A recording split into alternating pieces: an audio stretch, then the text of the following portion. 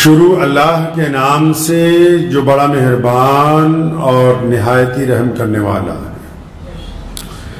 تمام حضرات درود شریف پڑھ لیں۔ اللہم صلی علی محمد وعلی آل محمد کما صلیت علی ابراہیم وعلی آل ابراہیم انکا حمید مجید۔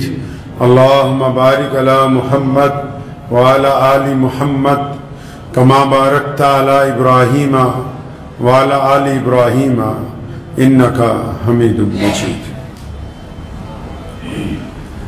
رمضان المبارک کا آج پہلا جمعہ ہے اور وہ مقدس مہینہ جسے اللہ تبارک و تعالیٰ نے اپنا مہینہ کہا وہ شروع ہو چکا ہے،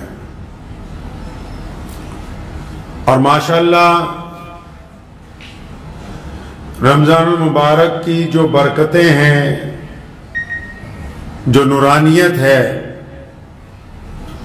وہ پوری دنیا میں محسوس بھی کی جا رہی ہے، دیکھی بھی جا رہی ہے۔ رمضان المبارک کو لے کے مساجد میں تیاریاں جو ہیں وہ عروج پر ہیں، خدمت کا ماحول بھی ہے۔ ان سب باتوں کے درمیان بہت ساری چیزیں ایسی ہیں جو ہم لوگ اب رسماً ادا کرتے ہیں۔ ان ساری رسموں کو ادا کرنے کے دوران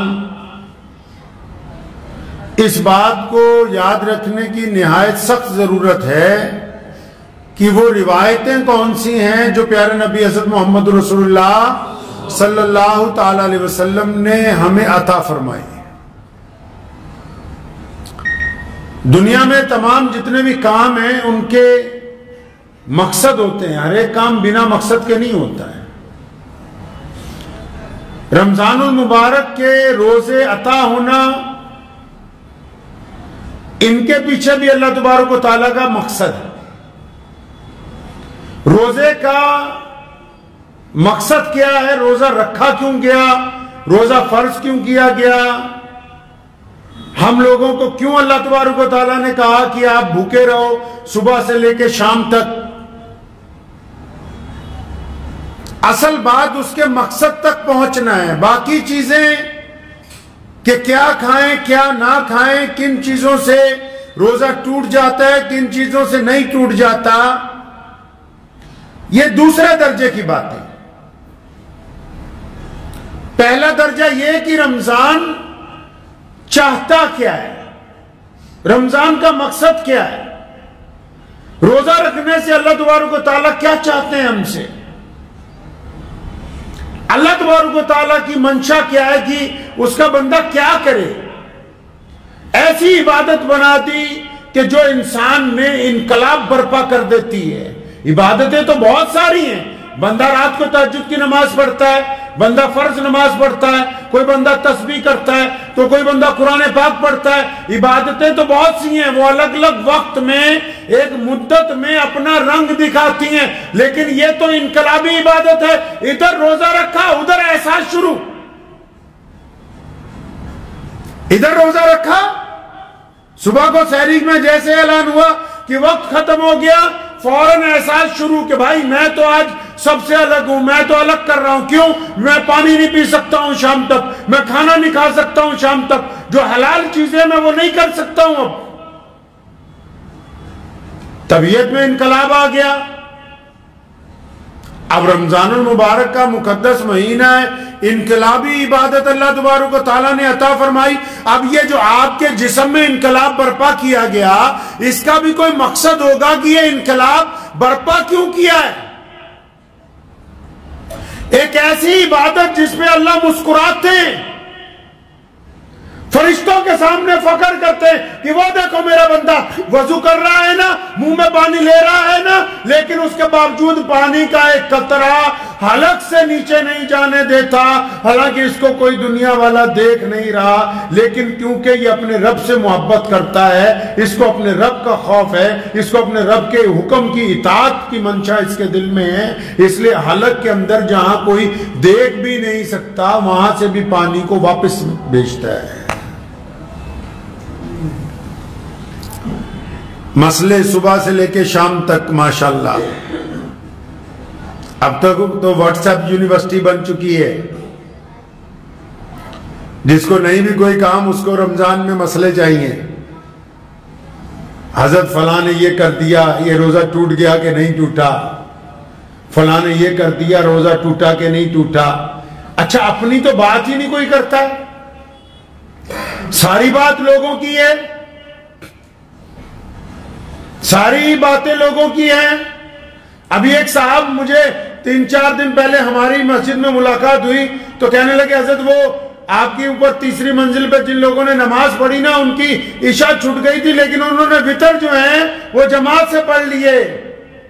تو آئے تھے کہیں دوسرے صوبے سے, تو میں نے ان کو پوچھا کہ بھائی آپ جو اتنے فکر مند ہوئے, کیا آپ کے یہاں جو حکومت ہے اس میں آپ کے علاقے کا کوئی بندہ MLA بنا, کسی نے وزارت حاصل کی ہے؟ کہنا نہیں ہمارے یہاں تو کوئی ہمارا بندہ MLA نہیں بنا, وزارت حاصل نہیں کی. تو میں نے کہا جب تم حکومت میں حصہ داری کی بات نہیں کرتے ہو, صرف تم مسئلے مسائل کی بات کرتے ہو, تمہیں اسلام کا پتہ ہی نہیں کہ دین ہوتا کیا ہے.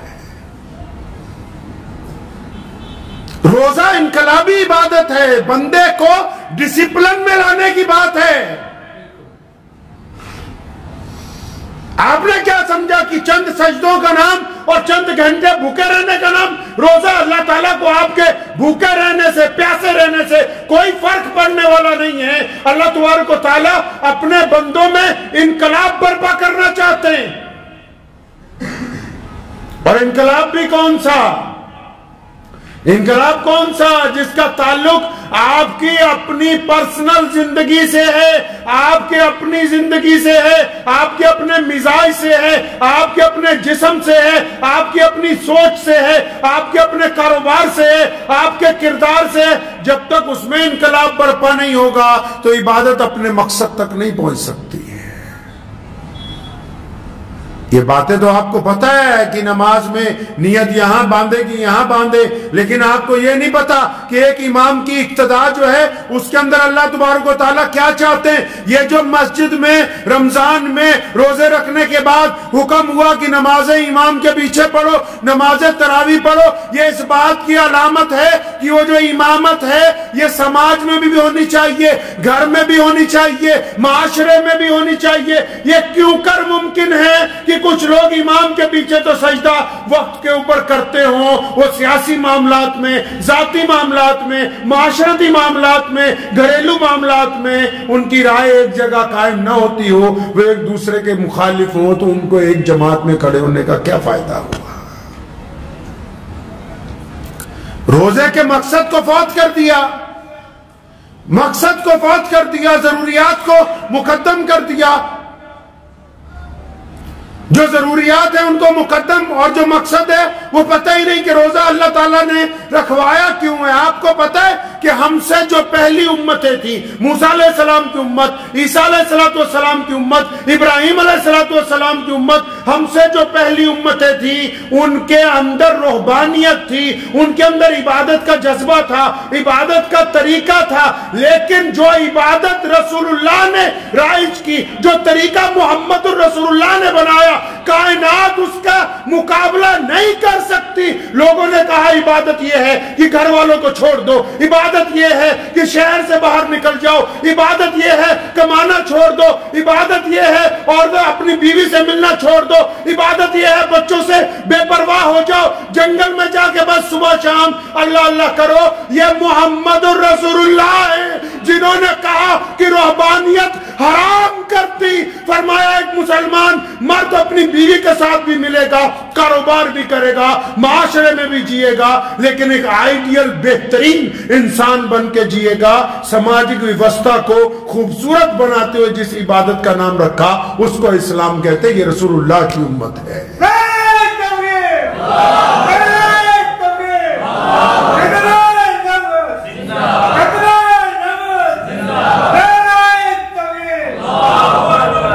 عبادت کے مقصد کو سامنے رکھیں.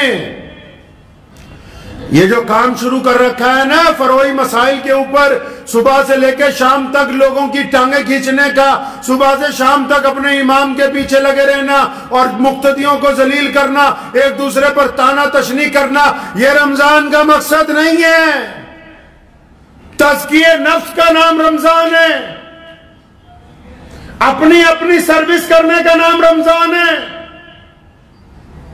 روزے کا مطلب کیا ہے؟ محمد رسول اللہ کیا چاہتے ہیں؟ اور رسول اللہ صلی اللہ علیہ وسلم نے ایک جگہ فرمایا 4 لوگوں کا تو روزہ اٹک گیا بیچ میں، یا رسول اللہ کن کا اٹک گیا؟ فرمایا جو روزہ رکھ کے رمضان کے دنوں میں بھی شراب پیتا ہو، اس کا روزہ تو اٹک گیا جب تک یہ توبہ نہیں کر لیتا۔ پھر کیا فرمایا نبی علیہ الصلوۃ والسلام نے؟ فرمایا وہ بندہ جو اپنے ماں باپ کا گستاخ ہو، ماں باپ سے بدتمیزی کرتا ہو، میاں صاحب اس کا روزہ نہیں ہوتا، چاہے وہ سارے محلے کو افطاری کرواتا پھرے، چاہے وہ مسجد میں بڑے بڑے قالین بچھوا دے، چاہے وہ ہزاروں مدرسوں کو پیسہ دے دے، اس کا روزہ نہیں ہوا، روزہ رک گیا۔ پھر وہ اور کون؟ فرمایا جو اپنی رشتہ داریاں توڑتا پھرتا ہے، رشتہ داروں کے خلاف سازشیں کرتا ہے، رشتہ داروں کے خلاف گندی باتیں کرتا ہے، جو رشتہ داروں کو توڑنے کی بات کرتا ہے، رحم کے رشتے جو اللہ نے انسانوں کے لیے بہترین بنا دیے گئے ہوں، جو سارا دن ان میں نفرت گھولنے کی بات کرتا ہے، اس کا روزہ بھی اٹک گیا، روزہ آگے جانے والا ہے نہیں ہے۔ فرمایا چوتھا بندہ وہ جو روزہ رکھ کے بھی لوگوں کے لیے دشمنیاں سوچتا رہتا ہے، روزہ رکھ کے بھی دل کے اندر حسد رکھتا ہے، روزہ رکھ کے بھی اس کو چغلیاں کرنے کی عادت ہے۔ آپ نے تو سوچا بس صبح کو سحری کر لی ہے ماشاءاللہ، اب شام کو افطاری کرنی ہے، جو مرضی کرتے جاؤ، جو مرضی کرتے رہو کا نام روزہ نہیں ہے۔ روزے اس لیے فرض نہیں کیے گئے، روزے اس لیے فرض کیے گئے کہ اللہ چاہتے ہیں کہ محمد رسول اللہ کو بہترین امت بنا دیا جائے۔ آپ کو پتا ہے جو ہم سے پہلی امتیں تھیں، رمضان ان میں بھی آتا تھا، روزہ ان کو بھی ملتا تھا، لیکن رمضان کا مہینہ رسول اللہ کی امت کو عطا ہوا، ان میں اور ہمارے روزے میں کیا فرق ہے پتا ہے؟ آپ کو اندازہ ہے کہ محمد رسول اللہ صلی اللہ علیہ وسلم نے کتنی کرم فرمایا اپنی امت کے اوپر؟ روزہ 24 گھنٹے کا ہوتا تھا میاں صاحب، پڑھیں کبھی اٹھا کے قرآن و حدیث کو، روزہ پہلی امتوں میں 24 گھنٹے کا تھا، ہماری محمد رسول اللہ کی امت میں بھی 24 گھنٹے کا روزہ تھا۔ 24 گھنٹے کیسے؟ شام کو افطار کے وقت جب سورج ڈوبتا تھا، اللہ کی طرف سے اجازت تھی جو مرضی کھاؤ، جو مرضی پیو، اب کھا پی لیا، اس کے بعد اگر آنکھ لگ گئی، جیسے آپ افطاری کر کے 10 منٹ لیٹ جاتے ہو، کوئی عشاء سے پہلے 15 منٹ آرام کر لیتا ہے، کوئی عشاء کے بعد تھوڑی دیر آرام کر لیتا ہے، پہلی امتوں میں یہ حکم تھا افطار کے بعد جب آپ کی آنکھ لگ گئی تو جب آنکھ کھلی دوسرا روزہ شروع، کوئی سحری نہیں، کوئی صبح کا ٹائم ٹیبل نہیں، 24 گھنٹے کا روزہ، اور یہی روزہ محمد رسول اللہ کو بھی عطا ہوا۔ حضرت قیس بن سریمہ رضی اللہ تعالیٰ عنہ مزدوری کر کے گھر پہنچے، شام کا وقت تھا، کھانے پینے کا سامان نہیں تھا، بیوی نے کہا قیس رکو میں کچھ لاتی ہوں، بازار سے گئیں، آٹا خرید لائی، گوندا، جب روٹی پکانے لگی تو قیس بن سریمہ رضی اللہ تعالیٰ عنہ کی آنکھ لگ گئی۔ آپ نے کیا سمجھا کہ روزہ بڑا آسان تھا؟ یہ تو محمد رسول اللہ صلی اللہ علیہ وسلم کے نالین مبارک کا صدقہ ہے کہ آپ کو سحری عطا ہوئی ہے۔ قیس بن سریمہ کی جب آنکھ کھلی تو ان کی بیوی نے کہا ہائے قیس بربادی ہو، تیرا تو روزہ دوسرا شروع ہو گیا۔ اب سارا دن کا روزہ تھا، افطار کر نہیں سکے، پانی پیا تھا کہ بھی کچھ کھاؤں گا. پھر دوسرا روزہ شروع ہو گیا. ظہر میں جب مسجد نبوی میں گئے, چکر کھا کے گر گئے. محمد رسول اللہ کو بتایا گیا یا رسول اللہ اس نے تو افطار بھی نہیں کیا, صرف پانی سے روزہ کھولا تھا. کھانا بناتے بناتے اس کی آنکھ لگ گئی. دوسرا روزہ شروع ہوا. پیارے نبی علیہ السلام اتنے غمگین ہوئے, آپ صلی اللہ علیہ وسلم کو امت کا درد تھا. جب اللہ نے دیکھا کہ میرا نبی غمگین ہے تو قرآن پاک میں سحری کے لیے آیت نازل ہوئی کہ اب آپ کی امت کو اجازت ہے کہ وہ سورج ڈوبنے سے لے کے صبح صادق تک جو چاہے وہ کھائے پیے. یہ جو آپ کو روزے میں سحری عطا ہوئی یہ محمد رسول اللہ کے صدقے عطا ہوئی ہے. اور رسول اللہ کیا چاہتے ہیں جی؟ رسول اللہ آپ سے کیسا روزہ چاہتے ہیں؟ پیارے پیغمبر علیہ الصلوۃ والسلام کی منشا کیا ہے؟ اللہ تعالیٰ کیا چاہتے ہیں؟ اللہ تعالیٰ جب خوش ہوتے ہیں نا روزے دار پہ, صرف اس لیے نہیں خوش ہوتے کہ دیکھو کچھ کھا نہیں رہا, کچھ پی نہیں رہا. یہ کوئی بہت بڑے کمال کی بات نہیں ہے کہ ہم صبح سے لے کے شام تک سخت گرمی میں, سخت سردی میں جب روزے آتے ہیں کچھ کھاتے پیتے نہیں. کمال کی بات یہ ہے جو رسول اللہ صلی اللہ علیہ وسلم نے فرمائی. حدیث پاک کا مفہوم ہے کیا؟ فرمایا روزہ مومن کے لیے ڈھال ہے. جب تک وہ اس کو پھاڑ نہیں دیتا. میدان جنگ میں تلوار کے ساتھ ڈھال ہوتی ہے نا, دشمن جب اس پر ضرب لگاتا ہے اگر وہ پھٹ جاتی ہے تو پھر سیدھا جسم زخمی ہوتا ہے. تو فرمایا روزہ تو مومن کے لیے ڈھال ہے. یا رسول اللہ کیسی ڈھال ہے؟ فرمایا جب تک وہ گناہوں کے ذریعے اس کو پھاڑ نہیں دیتا. آسی سوچا کہ پتہ نہیں بس رسید کے ڈال ہی تو ہو گیا کام. روزہ رکھ کے نبی علیہ الصلوۃ والسلام کی روایتوں میں ملتا ہے, ایک صحابی تھے نا, آخری وقت تھا, بیوی نے آ کے کہا یا رسول اللہ نزع کا عالم ہے, کلمہ جاری نہیں ہو رہا زبان پہ. پہنچے, کیا بات ہے, کیوں کلمہ جاری نہیں ہوتا؟ پتہ لگا ماں ناراض ہے.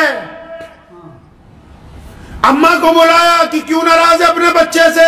یہ بات نہیں تھی کھانا نہیں دیتا, کپڑے نہیں دیتا, احترام نہیں کرتا. نہیں بس یا رسول اللہ یہ جب میرے سے بات کرتا تھا نا تو ذرا اکڑ کے بات کرتا تھا, مجھے اس کا وہ لہجہ پسند نہیں تھا. تو نبی علیہ السلام نے فرمایا اچھا تو پھر کیا چاہتی ہے تو میں اس کو آگ لگا دوں؟ فرمایا نہیں یا رسول اللہ اتنی بھی ناراضگی نہیں کہ میں چاہوں کہ میرے اس بچے کو آگ لگا دی جائے. فرمایا اگر تو نے اس کو معاف نہ کیا تو اللہ تبارک و تعالیٰ اس کو آگ کی سزا دیں گے اگر تو نے اس کو معاف نہیں کیا. اب جب اس نے معاف کیا تو ادھر زبان پہ کلمہ جاری ہو گیا. اب روزہ داروں کی سن لو, کئیوں نے تو ماں باپ سے تعلق ہی توڑا ہوا ہے. کئی اپنے باپ کو چھوڑ کے دوسرے کو باپ کو ابو جی کہہ رہے ہیں, اپنی ماں کو چھوڑ کے تو اپنے یاروں کی ماں کو امی جی کہہ رہے ہیں. اور ٹھیک ہے احترام کی وجہ سے اپنے دوست کی ماں کو بھی ماں کا درجہ دیا جا سکتا ہے, لیکن جس ماں نے تمہیں پیدا کیا, جس نے جنا, جس نے اپنا خون پلا کے تمہیں بڑا کیا, جس نے اپنی جان سے زیادہ تمہیں عزیز رکھا, تم رمضان کے مہینے میں اپنے ماں باپ کے نافرمان ہو. میں کہا جتنے مرضی روزے رکھتے رہو, پیسے خرچ کرتے رہو, روزہ ہونے والا نہیں ہے. روزہ نہیں ہے. چودھری سن لو, سرمایہ دار بھی, کہ بڑے بڑے مولوی اس لیے نہیں بتاتے کہ تم چندہ نہیں دو گے. سن لو کان کھول کے, جن کے پاس کروڑوں روپے ہے تم اپنے ماں باپ کے پاس چاہتے نہیں سلام کرنے. جب تک پیر پڑ کے معافی نہیں مانگتے اپنے ماں باپ کی, جتنی مرضی مسجدیں بناؤ, جتنے مرضی مدرسے والوں کو پیسے دو, کسی شیخ الحدیث کو بلا کے اپنے گھر میں دعائیں کرتے رہو, جب تک تمہاری ماں تمہیں معاف نہیں کر دیتی, جب تک تمہارا باپ تم سے راضی نہیں ہو سکتا, تب تک روزہ نہیں ہے. جتنے مرضی تماشبینیاں کرتے رہو, روزہ نہیں ہوگا. اللہ چاہتے ہیں کہ بندہ جب روزہ رکھے تو روزہ ہمیں کیوں رکھوایا؟ اب روزے کا مقصد سمجھ لیجئے.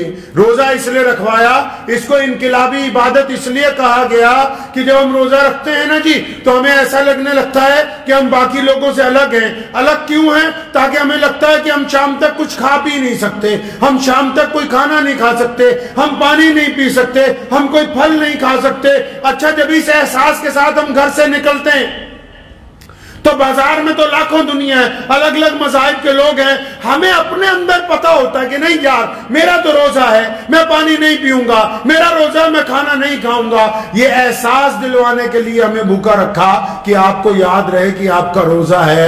پھر روزہ کیوں رکھوایا؟ روزہ اس لیے رکھوایا، یہ تو صرف احساس ہے کہ تمہیں یاد رہے کہ تمہارا روزہ ہے۔ روزہ اس لیے رکھوایا کہ جب روزہ رکھ کے تم نکلو، سامنے کسی کی بیٹی ہو، کسی کی بیوی ہو، کسی کی ماں ہو، اور تم اس کی طرف گندی نگاہ سے دیکھو اور تمہارے دل میں بدبختی کا خیال آئے، اس عورت کے متعلق برا ارادہ تمہارے دل میں پیدا ہو، اور پھر تمہیں فوراً یاد آ جائے میں روزے دار ہوں، اور تم اپنی آنکھوں کو جھکا لو اور استغفار کا کلمہ تمہاری زبان پر جاری ہو جائے کہ میں روزہ دار ہوں، میں کسی کی بیٹی کی طرف گندی نگاہ نہیں ڈال سکتا۔ یہ اس لیے روزہ رکھوایا ہے آپ کو، یہ روزہ اس لیے رکھوایا کہ جب آپ نکلیں اور چار لوگ بیٹھے کسی کی چگلیاں کر رہے ہو، کسی کی برائیاں کر رہے ہو، آپ جب اس مجلس میں پہنچیں تو فوراً یہ کہہ کے روک دیں کہ میرا روزہ ہے، میرے سامنے کسی کی برائی نہ کرو، اور وہ نہ رکیں تو آپ اس مجلس سے اٹھ جائیں تاکہ آپ کو یاد ہو کہ میرے کانوں نے بھی روزہ رکھا ہوا ہے۔ اگر میں روزہ رکھ کے گانے سنوں گا، اگر میں روزہ رکھ کے لوگوں کی گندی باتیں سنوں گا، اگر روزہ رکھ کے گندی چیزیں اپنے کانوں میں ڈالوں گا تو میرا روزہ ٹوٹ جائے گا۔ یہ روزہ اس لیے رکھوایا کہ اللہ تعالیٰ نے یہ جو زبان آپ کو دی ہے جو کینچی کی طرح چلتی ہے، کسی نے کہا تھا نا، کہتے یار زبان میں ہڈی نہیں ہوتی، جو بندے کی زبان ہے نا جی اس میں ہڈی نہیں ہوتی، لیکن یہ ہڈیاں توڑوا دیتی ہے،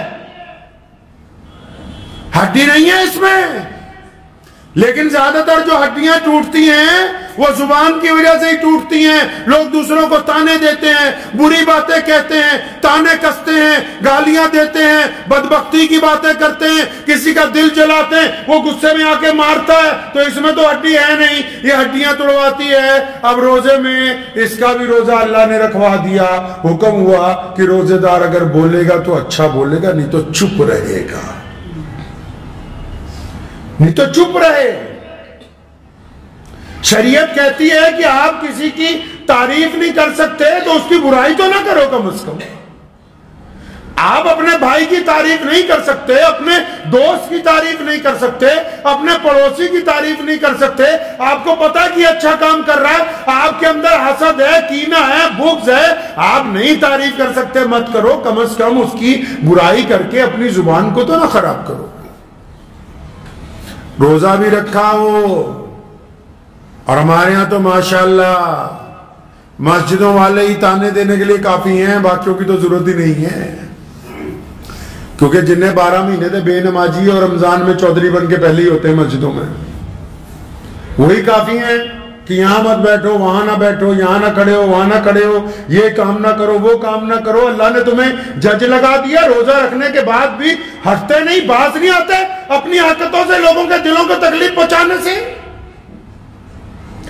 مان لیا نماز میں موبائل نہیں بجنا چاہیے، بند رکھنا چاہیے، اگر کسی کا غلطی سے بچ گیا، اب پوری جماعت تیار ہے کہ سلام پھرتے ہی پہلے اس کی بے عزتی کرے؟ یہ تمہارا روزہ ہے؟ یہ اتنا سا دل ہے چڑیا جیسا جس میں اتنی جگہ بھی نہیں جو اپنے بھائی کی تھوڑی سی غلطی کو ہضم کر لے اور اللہ سے اپنے سارے گناہ معافی منگوانے کے لیے آیا ہوا ہے، اپنے زنا معاف کروانے آیا، اپنی ٹھگیاں معاف کروانے آیا، اپنی چوریاں معاف کروانے آیا، اپنی بد نظریاں معاف کروانے آیا، اور جہاں تیرا حکم چلتا ہے وہاں تو رتی بھر بھی تو رعایت کرنے کے لیے تیار نہیں۔ تو جیسی تو لوگوں سے رعایت کرتا ہے ایسی رعایت کی امید اللہ سے رکھ بس۔ روزہ دار کے لیے جو روزہ ہے، روزے دار کی زبان کا بھی روزہ ہے۔ اگر آپ روزہ رکھ کے گالی دیں گے تو روزہ خراب۔ کس نے کہا کہ صرف بھوکا رہنا ہے، اس زبان کو قابو میں رکھنا ہے؟ روزہ نام ہی اس کا ہے کہ بہترین سوار بنانا ہے جو گھوڑے کے اوپر بیٹھا ہو۔ جو زندگی ہے ہماری وہ ایک گھوڑے کی طرح ہے، ہم اس کے اوپر سوار ہیں، وہ اپنی من مرضی سے چلنا چاہتی ہے۔ روزے کا مطلب یہ ہے کہ اس کو اللہ کی مرضی کے ساتھ چلانا ہے۔ روزہ چاہتا ہے کہ اپنے پیروں کے ساتھ آپ غلط جگہ کا سفر نہ کریں. روزہ چاہتا ہے کہ آپ کاروبار کر رہے ہیں, روزہ رکھ کے کسی کے ساتھ ٹھگی نہ ماریں. روزہ چاہتا ہے کہ آپ اپنے گھر والوں کے ساتھ معاملہ درست رکھیں, اور ماں باپ بھی سنیں. ماں باپ نے جو وتیرہ اپنایا جدید دور کے, جو آج کل کے ماں باپ ہیں, نبی علیہ السلام کا حکم ہے کہ اولاد کا اکرام کرو, ان کو سہولتیں پہنچاؤ, ان کو محبت سے ان کی تربیت کرو. آپ نے صبح دوپہر شام تانے دے دے کے اپنی اولاد کا بیڑا غرق کر دیا, جبکہ آپ کی آنے والی پہچان ہی یہی نئی نسل کی اولاد ہے جو آپ کے سامنے موجود ہے. مسجدوں میں جب بچے چلے جاتے ہیں, بہت سارے لوگوں کی نماز خراب ہو جاتی ہے, اور مسجد نبی علیہ السلام میں پیارے پیغمبر علیہ السلام نماز پڑھاتے ہیں. سیدنا حسن حسین چھوٹے چھوٹے آ جاتے ہیں نمازیوں کو چیرتے ہوئے, اور رسول اللہ کے کندھوں پر بیٹھ جاتے ہیں. ایک مرتبہ رسول اللہ کی گردن مبارک پر بیٹھ گئے, پیارے پیغمبر نے سجدہ لمبا کر دیا کہ اٹھوں گا تو حسین گر جائیں گے, ان کے چوٹ لگ جائے گی. پتہ یہ لگا یہ کل کے امام, کل کے بچے, ان کو آج اگر مسجد میں آنے کے لیے روک دو گے تو کل ان مساجد کی رونق کون بنے گا. روزہ کیا چاہتا ہے آپ سے؟ روزہ ایک آئیڈیل انسان بنانا چاہتا ہے. آپ روزہ آپ کو بہترین انسان بنا. گھر میں عورتیں ہیں, کتنی عبادتیں کر رہی ہیں, لیکن ساتھ میں چگلیاں ہیں. کتنی عبادتیں کر رہی ہیں, ساتھ میں اپنے میاں کو روکنا ہے کہ فلاں کو یہ نہ دے دیے, فلاں کو وہ نہ دے دیے. کتنی عبادتیں کر رہی ہیں, ساتھ میں بد زبانی ہے, اور ساری کی ساری عبادتیں ان دو چار گناہوں نے سمیٹ کے وہیں رکھی ہوئی ہیں. وہ دعا آگے جا ہی نہیں رہی ہے, رکا ہوا ہے وہیں کا وہیں. روزے کو پریکٹس مت سمجھیے کہ بس فجر میں آئے, زور میں آئے, عصر میں آئے, مغرب میں آئے, عشاء میں, اس کے بعد چلے گئے جا کے جو مرضی نہیں. جو اللہ اور اس کے رسول کی مرضی ہے وہ, جو مرضی نہیں. اللہ اور اس کے رسول جو چاہتے ہیں وہ. اللہ رسول چاہتے ہیں آپ روزے میں سچ بولیں, اللہ رسول چاہتے ہیں آپ روزے میں اچھا دیکھیں, اللہ رسول چاہتے ہیں اچھا سنیں, اللہ رسول چاہتے ہیں اچھا کام کریں, اللہ رسول چاہتے ہیں ایماندار رہیں, اللہ رسول چاہتے ہیں دل کو پاک رکھیں. اور یہ اس لیے اللہ رسول چاہتے ہیں کیونکہ اس کے 3 عشرے بنائے, اور تینوں عشروں کا مقصد یہ ہے کہ رمضان کے بعد آپ ایک بہترین انسان بن کے سماج میں اتر جائیں. اگر رمضان کے بعد پھر وہیں کی وہیں بات آنے والی ہے تو پھر رمضان ہمیں کچھ دے کے نہیں گیا ہے. نعرہ تکبیر! نعرہ تکبیر! ختم نبوت! نعرہ تکبیر! رمضان المبارک کا ایک بہت بڑا مقصد ہے پوری کائنات کے لیے. اور باہر کے ملکوں میں آپ چلے جائیں, اسلام کتنی تیزی کے ساتھ, آج اسلام کائنات کا سب سے بڑا دین ہے. کئیوں کو یہ پتہ ہی نہیں ہوگا آپ میں سے, اسلام کائنات میں سب سے برق رفتاری سے چلنے والا دین ہے. کیوں؟ وہ ہماری طرح جلسے نہیں کر رہے, وہ ہماری طرح لمبی لمبی تقریریں نہیں کر رہے. ان کا کردار بول رہا ہے, ان کا کردار بول رہا ہے. اور ہم تک جن لوگوں نے دین پہنچایا انہوں نے آ کے جلسے نہیں کیے.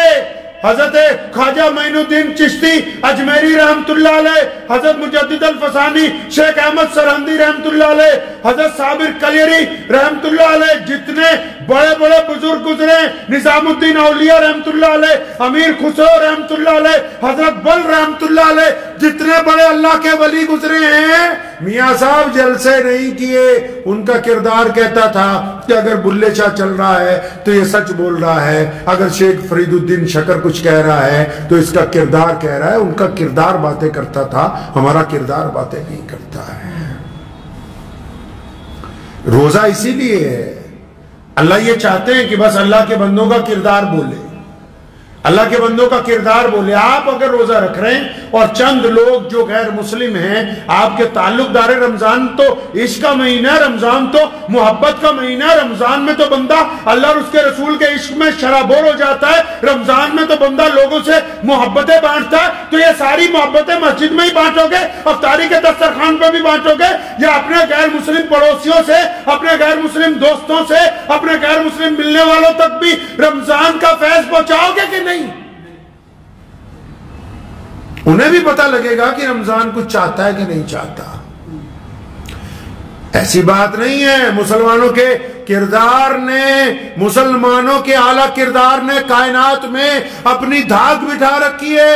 اسلام مخالف طاقتیں ساری چیزیں لا سکتی ہیں، اہل اسلام جیسا اعلیٰ کردار نہیں. ایک غیر مسلم دوست نے مجھے بتایا، ان کے ایک جاننے والے کاروباری مسلمان تھے، ان کو گھاٹا پڑ گیا، وہ چلے گئے چھوڑ کے اپنا کاروبار. 5-7 سال بعد اچانک واپس آئے، ان کو 7-8 لاکھ روپے اس بندے کا دینا تھا، پیسے لے کے آئے، ان کو دیا.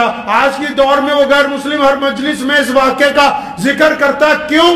کہنے لگا میں نے ان سے پوچھا تم تو چلے گئے تھے شہر چھوڑ کے، اتنے سال بعد آئے ہو، یہ میری رقم واپس کرنے آئے ہو، کیوں آئے ہو؟ کہنے لگا یار میرے پاس گھاٹا پڑ گیا تھا، پیسے نہیں تھے، اب اللہ نے دے دیے ہیں، حج کرنے جانا ہے تو سوچا پہلے تمام ادائیگیاں ہو جائیں، تمام گناہوں سے چھٹکارا ہو جائے تو میں جاؤں. یہ مسلمانوں کا اعلیٰ کردار بولتا ہے. اگر آپ کے کردار میں ایسی باتیں ہیں تو آپ ایک اچھے روزے دار ہیں. اگر آپ کا کردار نہیں بولتا تو آپ اچھے روزے دار نہیں ہیں.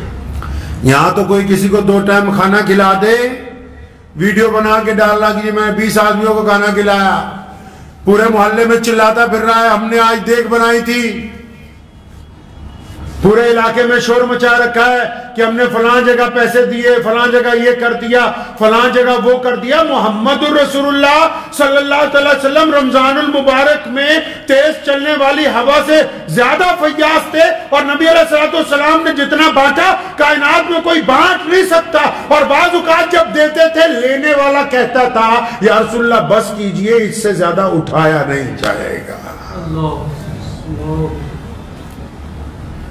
یہ بھی تو روزے نے کہا کہ روزے میں جن لوگوں نے جن کی مدد کرنی ہے وہ رسول اللہ کی سنت کے مطابق ہو، رسول اللہ کے حکم کے مطابق ہو. ہم نے جو مدد کرنے کا ٹھانا لوگوں کی طرح، ایک صاحب کا فون آیا کہ میں غریب بچوں کی شادی کرواؤں گا، آپ بھی آئے. میں کہا پیارے پیغمبر علیہ السلام نے منع کیا. غصہ ہو گیا، سرمایہ دار تھا نا، سارے زیادہ سرمایہ داروں کو ہوتا ہے کہ مولوی ہمارا نوکر ہی رہے. کہنے لگا کیا رات منع کر دیا؟ میں نے کہا نالائق آدمی، رسول اللہ نے کہا کہ غریب کی عزت ہے، نفس کا خیال رکھو، جب ایک ہاتھ سے دو تو دوسرے کو خبر نہ ہو. یہ جو تم چلا چلا کے دینا چاہتے ہو اس کا کچھ اجر ملنے والا نہیں، کہ تمہارے منہ پر یہیں پر مارا جائے گا. اس کا نہیں اجر ملنے والا ہے. اجر اس کا ملنے والا ہے. کس کا اجر؟ اس کام کا ملے گا. کس کا ملے گا؟ کہ جو آپ نے اپنی دنیا میں خرچ کیا. اپنی دنیا کون سی؟ ہم بھی اور آپ بھی، ہمارے غیر مسلم دوست ہیں، سارے دعائیں مانگتے ہیں نا کہ اللہ پوری دنیا میں امن رہے، شانتی رہے، بھائی چارہ رہے. ہم بھی جب دعا مانگتے ہیں نا، کون سی دعا مانگتے ہیں پتہ؟ کہ اللہ پورے عالم پر فضل فرما، پورے عالم پر رحمت فرما، پورے عالم کے بیماروں کو ٹھیک. پھر یہ بھی تو سوچو کبھی کہ ہماری دنیا کون سی ہے. اگر آرام سے آپ سوچیں گے کہ آپ کی دنیا کون سی ہے، ہماری دنیا ہے ہمارے ماں باپ، ہماری دنیا ہماری بیوی بچے، ہماری دنیا ہمارے دوست، ہماری دنیا ہمارے پڑوسی، ہماری دنیا ہمارے اسکول میں پڑھے ہوئے یار، ہماری دنیا ہمارے کاروبار کے ساتھی، ہماری دنیا ہماری مسجد کے نمازی، ہماری دنیا جن سے ہماری سلام دعا ہے، ہماری دنیا ہمارے ساتھ سفر کرنے والے لوگ. اچھا ساری دنیا لی دعاواں تے اپنی دنیا سے رفڑ پایا ہوا. دعائیں ساری دنیا کے لیے ہیں، اور اپنی دنیا میں ماں باپ سے بھی ناراضگی، بیوی سے بھی ناراضگی، یاروں سے بھی پنگا، بھائیوں سے بھی پنگا، دوستوں سے بھی پنگا، رشتہ داروں سے بھی پنگا، پڑوسیوں بھی پنگا. ارے اپنی دنیا کا بیڑا گرک کر رکھا ہے، باتیں تو ساری دنیا کی کر رہا ہے. اللہ نے جس دنیا کا آپ کو کفیل بنایا ہے اس دنیا کو تو خوبصورت بناؤ. جس دنیا کو آپ کو کفیل بنایا کہ بھئی یہ دنیا تیرے ذمے ہے، یہ ماں باپ تیرے ذمے ہے، یہ بیوی تیرے ذمے ہے، یہ بچے تیرے ذمے ہے، یہ پڑوسی تیرے ذمے ہے، اس دنیا کو خوبصورت بنانے کی باتیں ہی نہیں کرتے. خدا کی قسم جب تک اس دنیا کو خوبصورت بنانے کی بات نہیں کرو گے، پوری دنیا کو آپ خوبصورت نہیں بنا سکتے. ایک عزیز نے کہا نہیں جی ہم تو آخرت کی تیاری کر رہے ہیں. اب بھلے آدمی جنت میں جو پلاٹ چاہیے رجسٹری تو یہی والی چلے گی. قبر میں جو سوال ہوگا جنت کا جہنم کا وہ تو دنیا کا ہونا ہے. یہ نہیں ہے اسلام میں کہ ایک بندہ صبح کو روزہ رکھے سارا دن قرآن پڑھتا رہے, سارا دن نمازیں پڑھتا رہے, سارا دن تلاوت کرتا رہے, سارا دن تسبیح کرتا رہے اور پھر شام کو افطار کرے مسجد میں رہے. یہ نہیں ہوگا. ایسے ہوگا کہ صبح کو روزہ رکھے اور پھر اس کے بعد نماز پڑھے, قرآن پاک کی تلاوت کرے, پھر ماں کا حق ادا کرے, بیوی کے ساتھ معاملہ درست رکھے, کاروبار میں جائز طریقے کے ساتھ چلتا ہو, غریبوں کی مدد کرنے والا ہو, دوسروں کے ساتھ صلہ رحمی کرنے والا ہو, شام کو پھر افطار کرنے والا ہو. جو دنیا کے معاملات کو اچھا کر کے دین تک نہیں پہنچتا تو پھر اس کا دین مکمل ہونے والا نہیں ہے.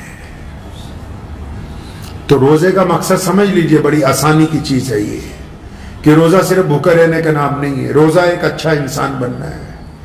روزہ اپنے آپ کو اللہ اور اس کے رسول کے حکم میں ڈھالنا ہے. اللہ چاہتے ہیں کہ آپ اچھے بن جائیں, تو اگر آپ اچھے بننے ہیں, آپ کے دل میں کسی کے لیے برائی ہے تو نکال دیجئے, کسی سے ناراضگی ہے تو اس کو معاف کر دیجئے.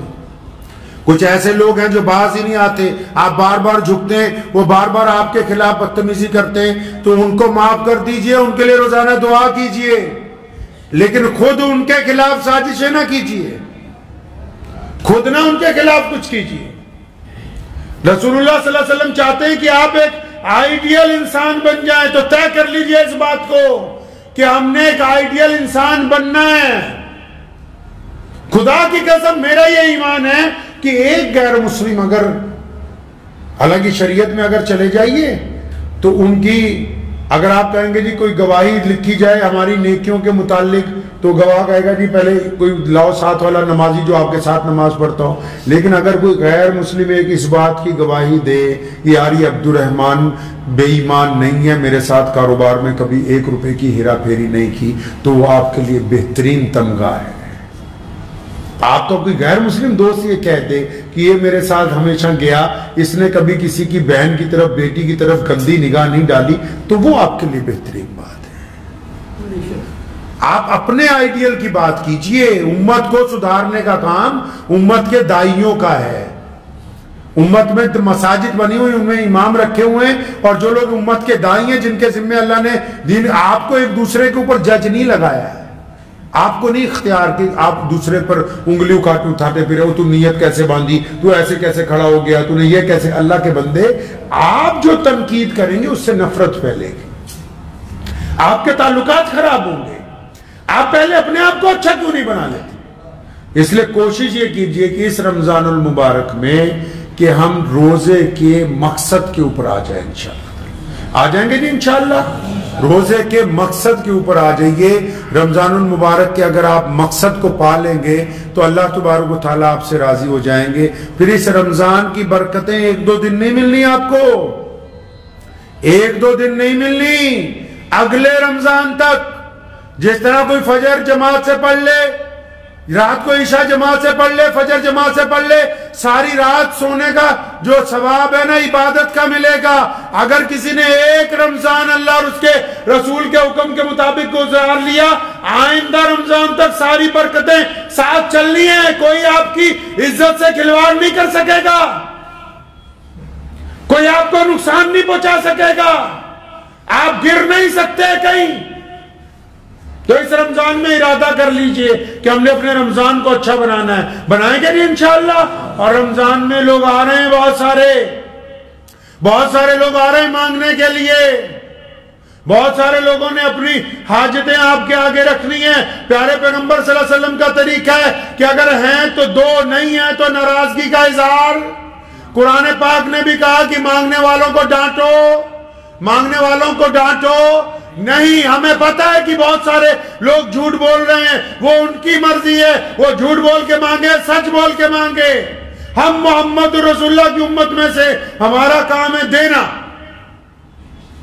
تو ہم نے دینا ہے. ایک بندے کو بہت زیادہ دوائی بنانی تھی, سردیوں کے دن تھے, برف پڑتی ہے افغانستان میں, تو وہ بادشاہ کے اپنے حکیم کے پاس گیا. اس نے بولا شہد لاؤ, آدھا پاؤ تو دوائی بنے گی, نہیں تو نہیں. تو کہتا شہد تو مل نہیں رہا. تو بادشاہ کا جو پی اے تھا ایاز اس کے پاس گیا، اس نے کہا اس سے مانگ لے، بادشاہ کے خزانے میں بہت ہوتا ہے۔ تو بادشاہ کے پی اے کے پاس گیا، ایاز کے پاس، کہنے لگا یار مجھے ایک ڈبی شہد چاہیے۔ تو ایاز کہنے لگا یار میں ایسے تو نہیں دے سکتا، میں بادشاہ سے پوچھ کے دوں گا، تم رکو۔ وہ بادشاہ کے کمرے میں گیا، بادشاہ کا جو پی اے تھا ایاز محمود کے پاس گیا کہ سلطان ایک بندہ آیا، اس کو ایک ڈبی شہد چاہیے۔ تو بادشاہ نے اس کی طرف دیکھا، فرمایا ٹھیک ہے، خزانے میں سے اس کو 2 کنستر شہد کے جاری کر دو۔ کتنی مانگی اس نے شہد؟ 1 ڈبی۔ بادشاہ نے کتنے کہا؟ 2 ڈھول، مطلب 2 کوئنٹل شہد۔ لکڑی کا ڈھول ہوتا تھا اس وقت بہت بڑا، وہی 2 پورے جو پیک ہیں وہ اس کو دے دو جو مانگنے کے لیے شہد آیا۔ تو اس پی اے نے، اسسٹنٹ نے بادشاہ سے پوچھا جناب وہ مانگنے والا جو آیا ہے اس کو 1 ڈبی شہد چاہیے۔ تو سلطان نے کہا ارے میرے نادان متر، وہ جو مانگنے والا آیا ہے نا وہ اپنی حیثیت سے مانگ رہا ہے، دینے والے نے اپنی حیثیت کے مطابق دینا ہے، وہ اپنی حیثیت سے مانگ رہا ہے۔ تو اس بات کو ذہن نشین رکھیں کہ ہم محمد رسول اللہ کی امت ہیں، ہم نے پازیٹیو، ہمارے کہاں گئے؟ اس ملک میں ہمارے درمیان سیاسی نفاق، ہمارے درمیان اخلاقی نفاق، ہماری صفوں کے اندر نفاق، ہمارے آپس میں اختلافات آئے کیوں؟ کیونکہ ہم نے نیگیٹو سوچنا شروع کیا، ہم نے ہر معاملے میں الٹا سوچنا شروع کیا۔ محمد رسول اللہ چاہتے ہیں کہ پازیٹیو سوچیں، محمد رسول اللہ چاہتے ہیں مثبت سوچیں، جو سامنے والے آتا ہے اس کے بارے میں اچھی رائے رکھا کریں، بری رائے کو قائم نہ کیا کریں۔ دعا کیجئے اللہ تعالیٰ ان باتوں پر مجھے بھی اور آپ سب کو بھی عمل کی توفیق عطا فرمائے۔